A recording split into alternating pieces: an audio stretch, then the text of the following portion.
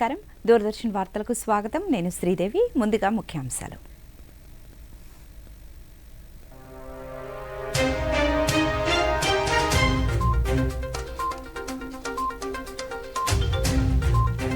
ఇంధన ఉత్పత్తికి శిలాజ వనరుల స్థానంలో సాంకేతికతను వినియోగించుకోవాలన్న రాష్ట్రపతి ద్రౌపది ముర్ము. రేపటి నుంచి 3 రోజుల పాటు జోర్దాన్, ఇథియోపియా, ఒమన్ దేశాల్లో ప్రధాని మోదీ పర్యటన. ఆస్ట్రేలియా బాండీ బీచ్లో జరిగిన ఉగ్రదాడిని ఖండించిన ప్రధాని.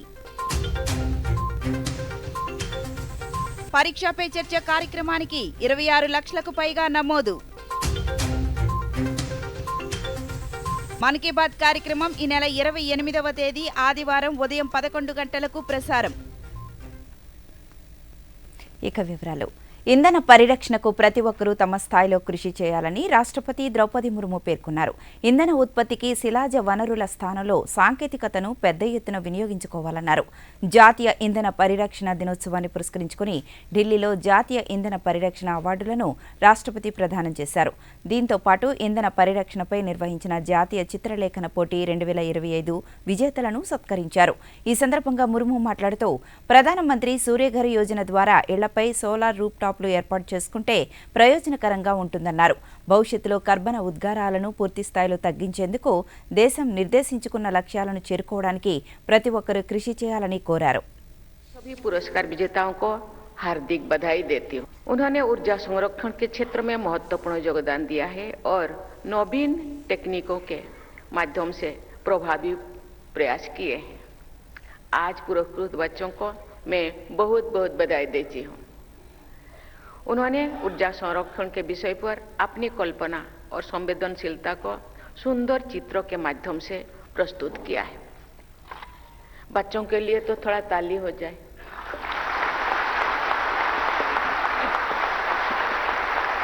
बच्चों की सृजनात्मक अभिव्यक्ति से उनकी सोच और दृष्टिकोण के साथ साथ उनकी आशाओं और सपनों का भी पता चलता है. ऐसे प्रभावशाली बच्चे भविष्य में गहन एवं सकारात्मक परिवर्तन का मार्ग भी प्रशस्त करेंगे. अगर देश के बच्चे और युवा ऊर्जा संरक्षण के महत्व के बारे में जागरूक हो जाए और ప్రధానమంత్రి నరేంద్ర మోదీ రేపటి నుంచి 18 వరకు 3 దేశాల్లో పర్యటించనున్నారు. రేపు జోర్దాన్కు బయలుదేరి వెళ్లనున్న ప్రధాని జోర్దాన్లో రాజు అబ్దుల్లా II బిన్ అల్ హుస్సేన్తో సమావేశమవుతారు. ఇరు దేశాల మధ్య సంబంధాల బలోపేతానికి సంబంధించి అంశాలను సమీక్షించనున్నారు. అనంతరం 16న ప్రధాని ఇథియోపియాకు చేరుకుంటారు. ఇథియోపియా ప్రధాని డాక్టర్ అబీ అహ్మద్ అలీతో పాటు పలు ద్వైపాక్షిక చర్చలు జరుపుతారు. తదుపరి 17న ఒమన్తో మోదీ పర్యటించనున్నారు. ఈ సందర్భంగా ఒమన్ సుల్తాన్ హైతమ్ బిన్ తారిక్తో ప్రధాని పలు అంశాలపై ద్వైపాక్షిక చర్చలు జరపనున్నారు. ఈరోజు ఆస్ట్రేలియా సిడ్నీ నగరంలోని బాండీ బీచ్లో జరిగిన కాల్పుల్లో 12 మంది మరణించారు. కాల్పులు జరిపిన వారిలో ఒకరు మరణించారని, ఇంకొకరి పరిస్థితి విషమంగా ఉందని ఆస్ట్రేలియా పోలీసులు తెలిపారు. పోలీస్ ఆపరేషన్ ఇంకా కొనసాగుతోందని, ప్రజలు ఈ ప్రాంతానికి రావద్దని న్యూ సౌత్ వేల్స్ పోలీసులు సూచించారు.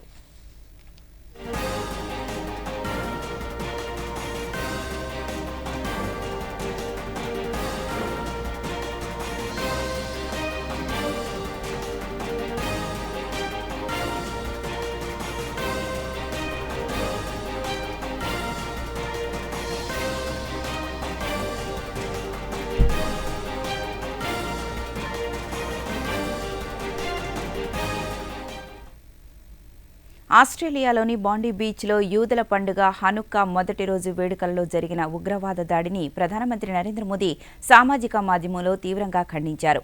భారతదేశ ప్రజల తరపున వారి ప్రియమైన వారిని కోల్పోయిన కుటుంబాలకు నా ప్రగాఢ సానుభూతిని తెలియజేస్తున్నానని అన్నారు. ఉగ్రవాదంపై పోరాటంలో మద్దతుగా నిలుస్తామని ఆయన తెలిపారు.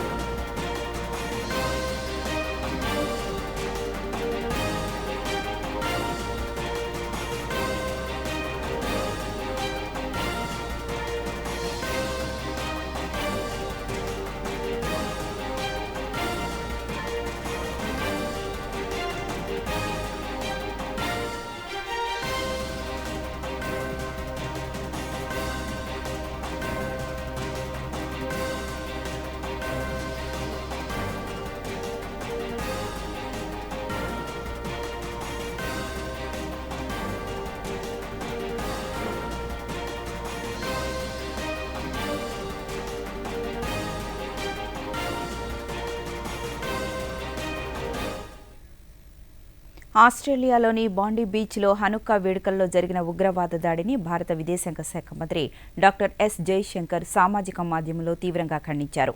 బాధితులకు తన ప్రగాఢ సంతాపాన్ని తెలిపారు.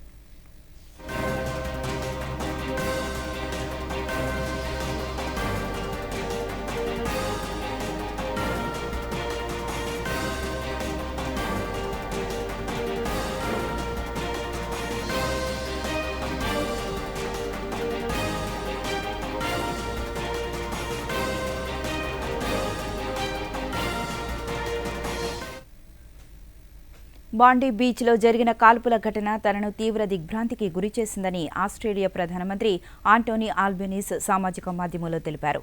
దీనిని ఉగ్రవాద చర్యగా ఆయన పేర్కొన్నారు. ఆస్ట్రేలియా ప్రధాని కీర్ స్టార్మర్ కూడా బాధితులకు సామాజిక మాధ్యమంలో సంతాపాన్ని తెలియజేశారు.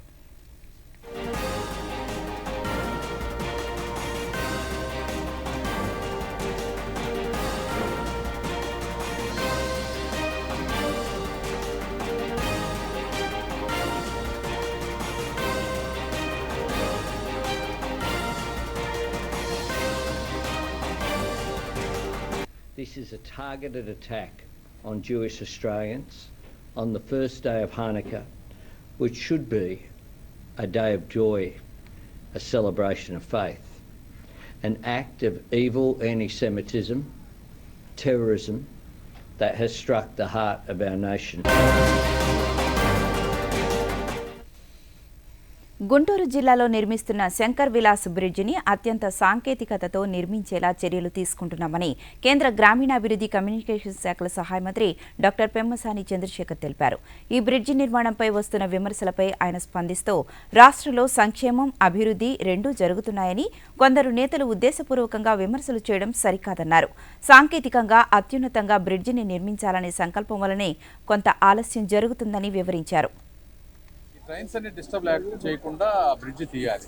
అది ఓన్లీ 2-3 ఇండియాలో ఎక్స్పెక్ట్ చేస్తారు. ఒక 1-2 months తీసేస్తారు. ఆ తీసేసే సమయానికి ఎక్కడా కూడా వర్క్ అది అడ్డం ఉండేటువంటి పరిస్థితి లేదు. మిగిలిన వర్క్ అయ్యే లోపు తీసేస్తారు. అది నంబర్ 1 ప్రజలు అర్థం చేసుకోవాలి. ఇది డిసెంబర్ 15కి వాళ్ళు 1 side మనకి ఇవ్వాలి. 2 రోజులు డిలే ఉంది. డిసెంబర్ 17కి ఇస్తాను. A to Z మానిటర్ చేస్తా ఉన్నాం. ఇంతకుముందు ఎస్టిమేషన్ ఏంటంటే వాళ్ళు ఫ్లైఓవర్కి వేసారు, ఎక్కడో దూరం నుంచి. మనం ఫ్లైఓవర్ కట్టడం లేదు. ఇంతకుముందు కూడా చెప్పాను మీకు, రైల్వే ఓవర్ బ్రిడ్జ్ కడుతున్నాం. ఇంతకుముందు వాళ్ళు కాంపెన్సేషన్ ల్యాండ్ ఎక్విజిషన్ అంతా ప్రాజెక్ట్ కాస్ట్ లో పెట్టారు. ఈ ల్యాండ్ ఎక్విజిషన్ కాస్ట్ ఇప్పుడు మనం మున్సిపాలిటీలో పెడతా ఉన్నాం. ఇప్పుడు ఎందుకంటే చాలా మందిని మనం ఆల్రెడీ తీసుకున్నాం మున్సిపాలిటీని. సామరస్యంగా చేయడానికి, అంటే ఇప్పుడు మాకు వర్క్ చేసుకోవడానికి ఇబ్బంది. అభివృద్ధి, సంక్షేమాన్ని సమ్మిళితం చేసుకుంటూ గ్రామాల సర్వతోముఖాభివృద్ధికి రాష్ట్ర ప్రభుత్వం కృషి చేస్తుందని రాష్ట్ర దేవాదాయ శాఖ మంత్రి ఆనం రామనారాయణ రెడ్డి పేర్కొన్నారు. శ్రీ పొట్టి శ్రీరాములు నెల్లూరు జిల్లా ఆత్మకూరు నియోజకవర్గం సంగం మండలం మాక్తాపురం గ్రామంలో 63 లక్షలతో నూతనంగా నిర్మించిన సిమెంట్ రోడ్లను మంత్రి ప్రారంభించారు. అలాగే 32 లక్షలతో నిర్మించ తలపెట్టిన గ్రామ పంచాయతీ భవనానికి భూమి పూజ చేశారు. ఈ సందర్భంగా మంత్రి మాట్లాడుతూ మాక్తాపురం గ్రామంలో పలు అభివృద్ధి పనులు చేపట్టామని, సంగం మండలంలో 12 కోట్లకు పైగా విలువైన 143 వివిధ పనులను ప్రారంభించామన్నారు. మన నియోజకవర్గం అన్ని విధాల ముందుండాలని చేసే ప్రయత్నంలో నిన్ననే నేను కర్నూలులో అక్కడ రాయలసీమ ప్రాంతానికి సంబంధించిన దేవాదాయ శాఖ జోనల్ కార్యాలయం నిన్న 5 కోట్ల రూపాయలతో జోనల్ కార్యాలయాన్ని, ధార్మిక భవనం రాయలసీమ 4 జిల్లాలకి దాన్ని కార్యాలయం కింద, ఇలా అనేక కార్యక్రమాలు రాయలసీమలో కూడా అభివృద్ధి, దేవాదాయ శాఖకు సంబంధించినటువంటి అనేక పనులు మొదలుపెట్టాం. అనేక అభివృద్ధి క్షేమాలని అందిస్తాం. ఇన్ని అభివృద్ధి పనులు చేస్తూ ఉన్నాం. ఎంత పెద్ద ఎత్తున మనం నిధులు కష్టమైన ఈ కష్టకాలంలో నిధులు సమకూర్చుకొని గ్రామాల్లో అభివృద్ధి. ఇప్పుడు ప్రకటనలో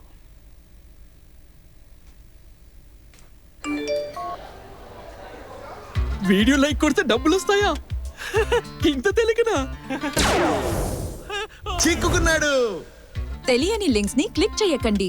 ఆర్బీఐ అంటోంది తెలివిగా ఆలోచించండి, అప్రమత్తంగా ఉండండి. తిరిగి వివరాలకు వెళితే గోదావరి డెల్టా ముంపు ఇరిగేషన్ సమస్యలు పరిష్కరించడానికి 13,40,00,000 రూపాయలతో లైడార్ సర్వే చేపడుతున్నట్టు రాష్ట్ర జలవనరుల శాఖ మంత్రి డాక్టర్ నిమ్మల రామానాయుడు తెలిపారు. పశ్చిమ గోదావరి జిల్లా చించినాడ వద్ద 8,93,00,000 రూపాయలతో చేపట్టిన గోదావరి వరదగట్టు బలోపేతం పనులను మంత్రి ప్రారంభించారు. ఈ సందర్భంగా ఆయన మాట్లాడుతూ గోదావరి గట్టుకు 17 కోట్ల రూపాయలతో మరమ్మతులు చేపట్టామన్నారు.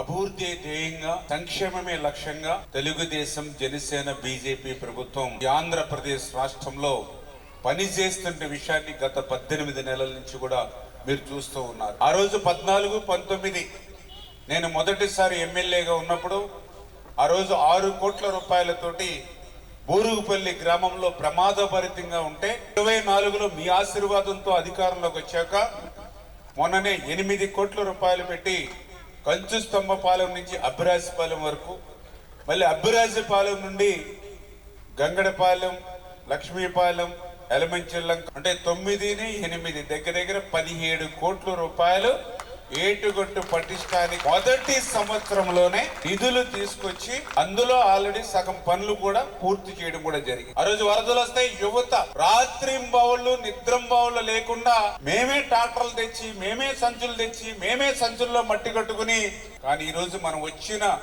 మొదటి సంవత్సరంలోనే 1 కోటి రూపాయలు కాదు, 2 కోట్లు కాదు, 17 కోట్ల రూపాయల అక్షరాల ఏటుగొట్టుకి ఇచ్చి పనులు చేస్తున్నామని అంటే అటల్ బిహారీ వాజ్పేయి ప్రజాసేవకుడని ఉత్తరాఖండ్ ముఖ్యమంత్రి పుష్కర్ సింగ్ ధామీ కొనియాడారు.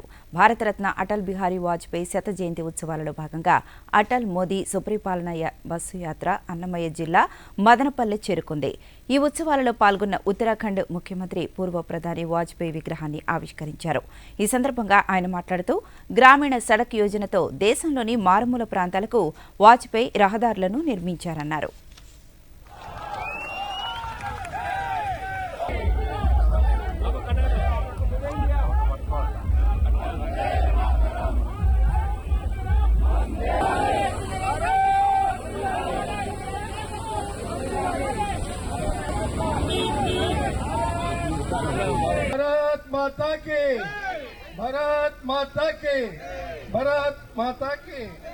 ఉత్తరాఖండ్ మంత్రివర్యులు వినోద్ రోహిల్లా గారిని, DCLM board chairman Pothuguda Ramesh గారిని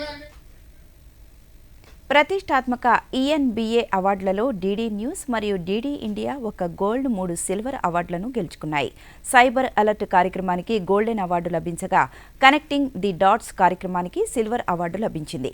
అంతేకాకుండా ఉత్తమ అంతర్జాతీయ వార్తా ఛానల్ విభాగంగా డీడీ ఇండియా 2 సిల్వర్ అవార్డులను గెలుచుకుంది. విజేతలను Doordarshan director general Priya Kumar, Prasar Bharati CEO Gaurav ద్వివేదీలు అభినందించారు. నాణ్యతతో కూడిన వార్తలు, కార్యక్రమాలను ప్రసారం చేస్తున్నందుకు దూరదర్శన్ విభాగాలకు అవార్డులు లభించినట్లు ఈ సందర్భంగా వారు మీడియాకు వెల్లడించారు. शायद पब्लिक ब्रॉडकास्टिंग में अवार्ड्स नहीं मिलते, ये जवाब है कि पॉपुलर अवार्ड्स पब्लिक ब्रॉडकास्टर को भी मिल सकते हैं अगर काम अच्छा हो और नियत अच्छी हो. मुझे बहुत खुशी है कि हमारे प्रोग्राम्स की जो क्वालिटी है, जो गुणवत्ता है, उसको आज इंडस्ट्री फोरम्स में एक पहचान, एक रिकग्निशन मिला है और इतने सारे अवार्ड्स हमने जीते हैं.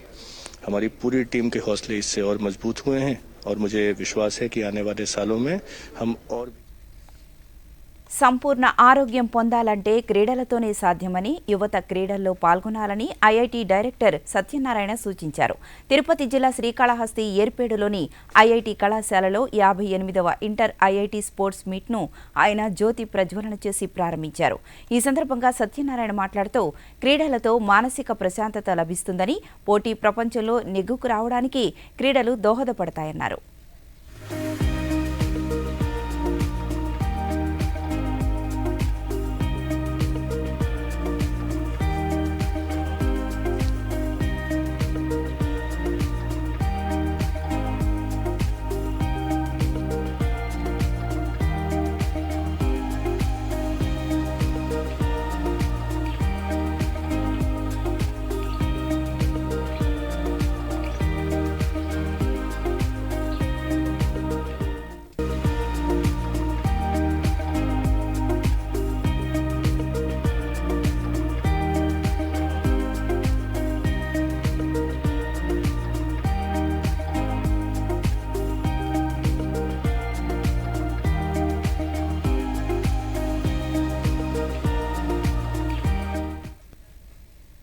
విశాఖ సముద్ర తీరంలో నావికాదళం 5K, 10K, 21K మారథాన్ నిర్వహించింది.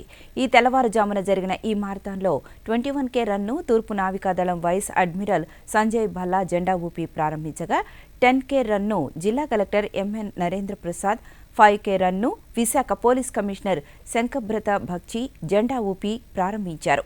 ప్రతి సంవత్సరం విశాఖలో ఈ మారథాన్ను నిర్వహిస్తున్నామని ఈ ఏడాది దాదాపు 17,000 మంది ప్రజలు పాల్గొన్నారన్నారు.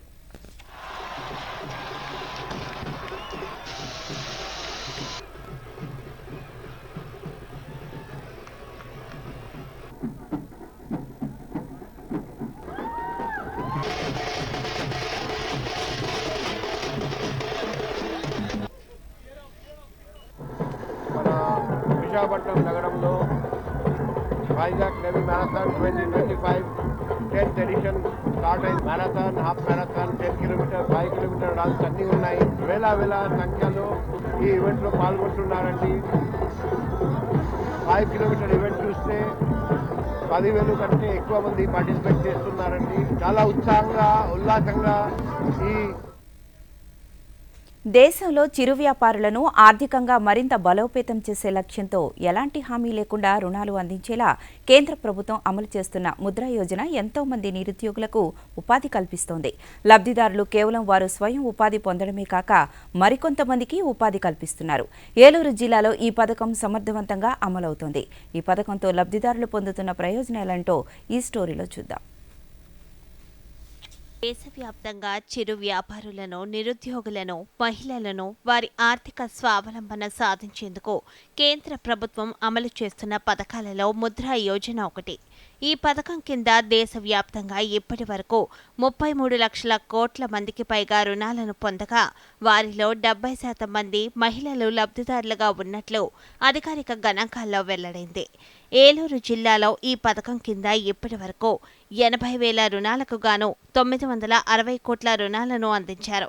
వీటిలో ప్రస్తుత ఆర్థిక సంవత్సరంలో జిల్లాలో 17,000 రుణాలకు గాను 300 కోట్ల రూపాయలు మంజూరు చేశారు. వడ్డీ వ్యాపారుల వద్ద అధిక వడ్డీలకు రుణాలు తెచ్చే భారం నుంచి ముద్రా యోజన విముక్తి కల్పించినట్లయింది.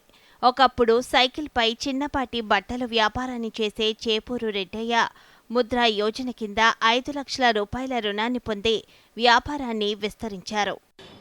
నాకు వ్యాపారానికి డబ్బులు బాగా టైట్గా ఉండేది. బయట లోన్ అవి తీసుకుంటుంటే రేట్ ఎక్కువ, వడ్డీ ఎక్కువ వేసేవారు. సరుకు కూడా కొంచెం రేట్ ఎక్కువ పడేది. అప్పు తీసుకుంటుంటే కొంచెం బ్యాంక్ వాళ్ళని సంప్రదించగా ముద్రా లోను ఇస్తామని చెప్పారు. అది ఎటువంటి సెక్యూరిటీ లేకుండా నాకు 5 లక్షల వరకు ఇచ్చారు. దానివల్ల ఏంటంటే నాకు ఇలా కలకత్తా, వారణాసి ఇలా డైరెక్ట్గా వెళ్ళి పర్చేజ్ చేస్తున్నాను. లాభం కూడా వస్తున్నందువల్ల నాకు పిల్లల ఎడ్యుకేషన్ కాడికి కూడా బాగా ఉపయోగపడుతుంది. అందువల్ల ముద్రా లోన్ తీసుకున్నందువల్ల నాకు బాగా ఉపయోగపడింది. ఈ పథకం కింద తొలుత 2 లక్షల రూపాయల రుణాన్ని పొంది పాన్ షాప్ను ప్రారంభించి సకాలంలో రుణాన్ని చెల్లించి వ్యాపార వృద్ధిలో భాగంగా బ్యాంకు నుండి మరో 10 లక్షల రూపాయలు రుణాన్ని పొంది ప్రస్తుతం రెస్టారెంట్ ఏర్పాటు చేసుకుని ఆర్థిక స్వావలంబన దిశగా ముందుకు సాగుతున్నారు. ముద్రా లోన్ ద్వారా 2 లక్షల రూపాయలు తీసుకోవడం జరిగింది. దాని ద్వారా నేను పాన్ షాప్ రన్ చేయడం జరిగింది. సో ఇది నా కుటుంబ పోషణలకు సరిపోయేది కాదు. అది బ్యాంకు వాళ్ళకి ఇన్ టైంలో నేను అమౌంట్ పే చేయడం వల్ల నాకు మళ్ళీ 10 లక్షల రూపాయలు ఇవ్వడం జరిగింది. దాని ద్వారా వచ్చిన అమౌంట్తో నేను రెస్టారెంట్ రన్ చేయడం జరుగుతుంది. అది ఇప్పుడు నా కుటుంబ పోషణలకు అన్ని విధాలా బాగుంది. ప్రధానమంత్రి ముద్రా యోజన చిన్న వ్యాపారులను ఆర్థికంగా బలోపేతం చేయడంతో పాటు కొత్త పారిశ్రామికవేత్తలను ప్రోత్సహించి ఆత్మనిర్భర్ భారత్ లక్ష్యాన్ని సాధించడంలో కీలక పాత్ర పోషిస్తుంది. తిరుపతి జిల్లాలో రేపటి నుంచి ద్విచక్ర వాహనదారులకు హెల్మెట్ తప్పనిసరి నిబంధన అమలు చేస్తున్నట్టు జిల్లా ఎస్పీ సుబ్బరాయుడు తెలిపారు. ఈ అంశంపై ఆయన తిరుపతిలో మాట్లాడుతూ రహదారి ప్రమాదాలలో హెల్మెట్ లేకపోవడం వల్లనే ఎక్కువ శాతం ప్రాణాలు కోల్పోతున్నారని, అందుకే ద్విచక్ర వాహనాలకు హెల్మెట్ తప్పనిసరి చేశామన్నారు. హెల్మెట్ ఉంటేనే ద్విచక్ర వాహనాలకు పెట్రోల్ పట్టాలన్న నిబంధనలను పెట్రోల్ బంక్లలో అమలు చేస్తున్నామన్నారు.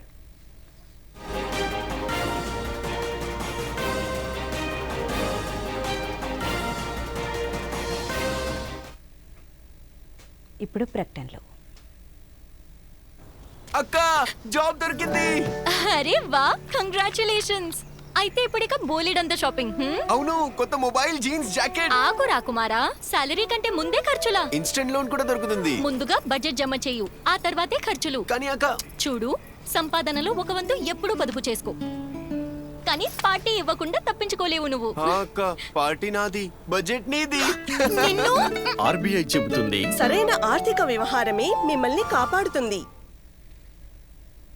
తిరిగి వివరాలకు వెళ్తే గుంటూరు జిల్లా తాడేపల్లిలోని కేఎల్ యూనివర్సిటీ ఆడిటోరియంలో ఐఎంఏ విజయవాడ శాఖ ఆస్టర్ రమేష్ హాస్పిటల్స్ సహకారంతో high impact community medical education కార్యక్రమాన్ని నిర్వహించారు. ఈ కార్యక్రమంలో రాష్ట్ర వైద్య ఆరోగ్య శాఖ కమిషనర్ వీరపాండ్యన్ ముఖ్య అతిథిగా పాల్గొనగా వివిధ రాష్ట్రాలకు చెందిన సుమారు 900 మంది వైద్య నిపుణులు పాల్గొన్నారు. ఈ సందర్భంగా వీరపాండ్యన్ మాట్లాడుతూ దేశంలో ఏటా 3 నుంచి 4 కోట్ల శస్త్రచికిత్సలు జరుగుతుండగా వాటిలో సుమారు 95% ఆపరేషన్లు గుండె సంబంధం లేనివే అన్నారు.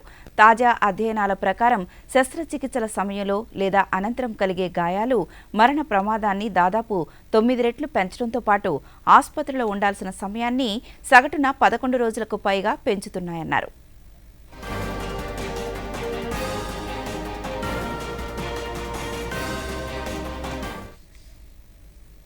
మత్స్యకారుల సంక్షేమానికి అధిక ప్రాధాన్యతనిస్తూ కేంద్ర ప్రభుత్వం అమలు చేస్తున్న ప్రధానమంత్రి మత్స్య సంపద యోజన వారికి ఎంతో భరోసాను కల్పిస్తోంది.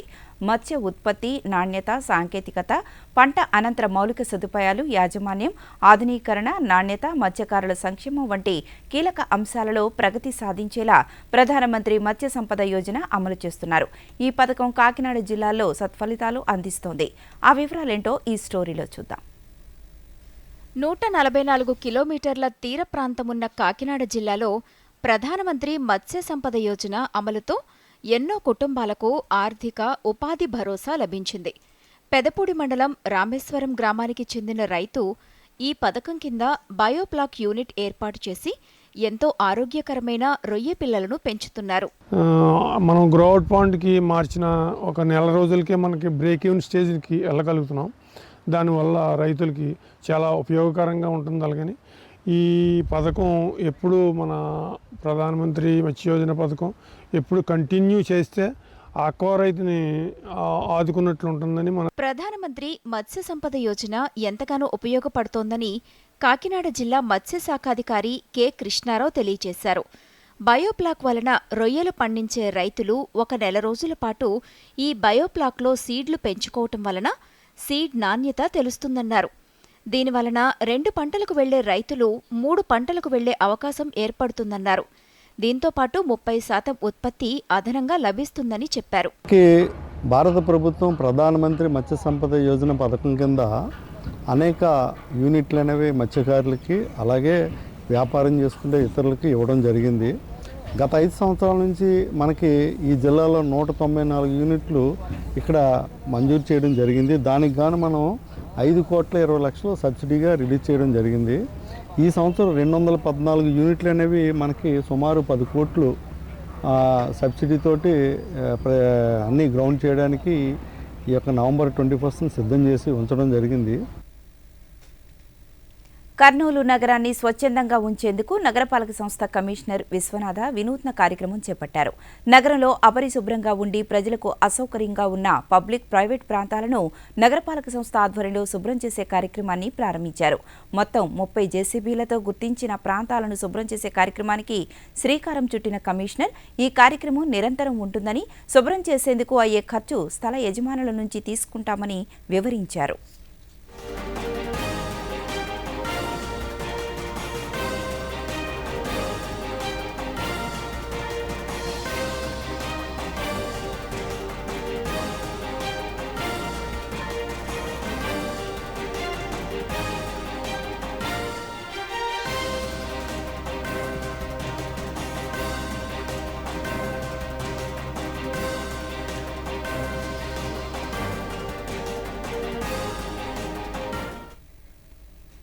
వైఎస్ఆర్ కడప జిల్లా ప్రొద్దుటూరు పట్టణం అనిబిసెంట్ మున్సిపల్ హైస్కూల్ క్రీడా మైదానంలో శ్రీ భూదేవి సమేత శ్రీ వెంకటేశ్వర స్వామి కళ్యాణం కన్నుల పండుగగా నిర్వహించారు. ఈ కళ్యాణానికి పెద్ద సంఖ్యలో భక్తులు హాజరై తిలకించి తీర్థప్రసాదాలు స్వీకరించి దేవదేవుడి పట్ల తమ విశ్వాసాన్ని, భక్తి భావాన్ని చాటుకున్నారు.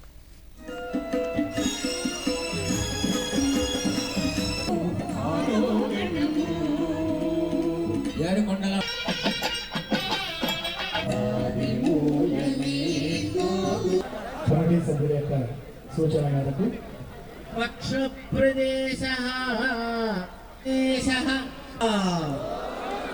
బుద్ధిలో ఆయన్ను అల్లూరి సీతారామరాజు జిల్లా చింతూరు మారేడుమిల్లి ఘాట్ రోడ్డు ప్రయాణంపై ఏపీ రాష్ట్ర ప్రభుత్వం ఆంక్షలు విధించింది. రాత్రివేళ ఘాట్ రోడ్డుపై ప్రయాణం చేయకుండా చింతూరు ఐటీడీఏ పీఓ ఆంక్షలు ఉత్తర్వులు జారీ చేశారు. భద్రాచలం నుంచి రాత్రివేళ ఏపీకి వెళ్లే రహదారులకు వాహనదారులకు ఆంక్షలు వర్తించనున్నాయి. ప్రజా భద్రత కోసం ఆంక్షలు విధించినట్లు రాష్ట్ర ప్రభుత్వం తెలిపింది. అల్లూరి జిల్లాలో ఘోర రోడ్డు ప్రమాదం నేపథ్యంలో ప్రభుత్వం ఈ చర్యలు చేపట్టింది. రాత్రి 10 గంటల నుంచి ఉదయం 6 గంటల వరకు ఈ ప్రయాణంపై ఆంక్షలు ఉండనున్నాయి.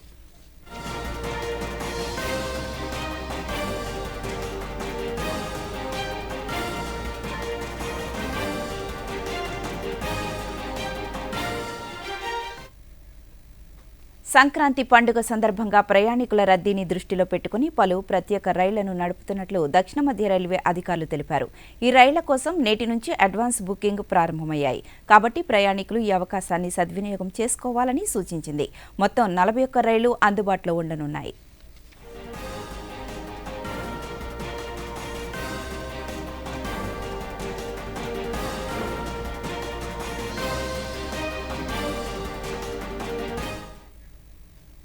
అర్జెంటీనా ఫుట్బాల్ ఆటగాడు లియోనల్ మెస్సీ గోట్ ఇండియా టూర్లో భాగంగా భారత్లో 2వ రోజు ముంబైలో జరిగే కార్యక్రమాలలో పాల్గొన్నారు.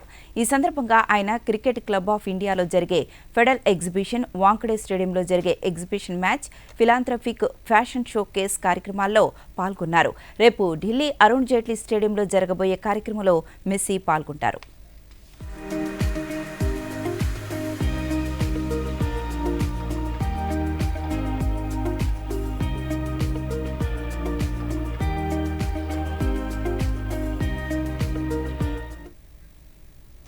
ఇక వాతావరణ విషయానికి వస్తే దేశవ్యాప్తంగా పెరిగిన శీతల గాలుల ప్రభావం పెరిగిందని భారత వాతావరణ శాఖ హెచ్చరించింది. ఈరోజు ఢిల్లీ, హర్యానా, చండీగఢ్, అస్సాం, మేఘాలయ, నాగాలాండ్, మణిపూర్, మిజోరాం, త్రిపుర, పంజాబ్, ఉత్తరప్రదేశ్లలో దట్టమైన పొగమంచు పరిస్థితులు కూడా నెలకొనే అవకాశం ఉందని తెలిపింది. ఇదిలా ఉండగా దేశ రాజధాని ఢిల్లీ వాయు నాణ్యత పొగమంచు కారణంగా మరింత క్షీణించింది. వాయు కాలుష్యం కారణంగా చిన్నారులు, వృద్ధులు తీవ్ర ఇబ్బందులు ఎదుర్కొంటున్నారు.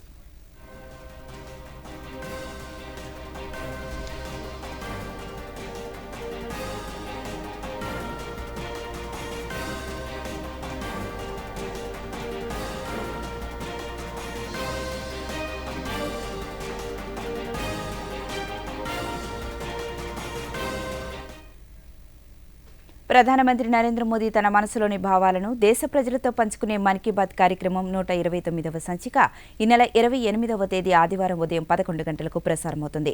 ప్రజలు తమ అభిప్రాయాలను నమో యాప్ ద్వారా కానీ, స్వర సందేశాలనైతే 1800117800 నెంబర్కు ఈ నెల 26వ తేదీలోగా పంపవచ్చు. అలాగే www.mygov.in వెబ్సైట్ ద్వారా కానీ 1922 నంబరుకు మిస్డ్ కాల్ ఇవ్వడం ద్వారా తిరిగి మన మొబైల్కు వచ్చే సంక్షిప్త సందేశంలోని లింక్ ద్వారా కూడా అభిప్రాయాలను తెలియజేయవచ్చు. ఆకాశవాణి సమన్వయంతో దూరదర్శన్ ఛానళ్లు మన్ కీ బాత్ కార్యక్రమాన్ని ప్రసారం చేస్తాయి. ఈ కార్యక్రమ తెలుగు అనువాదం వెనువెంటనే దూరదర్శన్ సప్తగిరిలో ప్రసారమవుతుంది.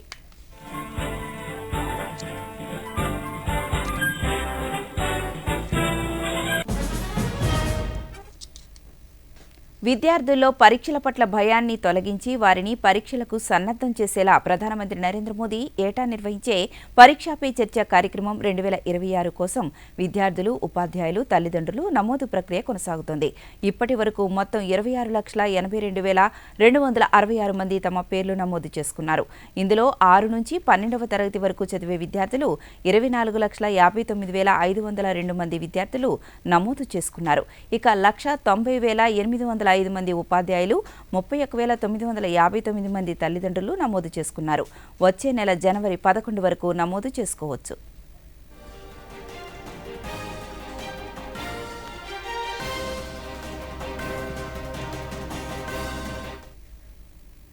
ఈ వార్తలు ఇంతటితో సమాప్తం. నమస్కారం.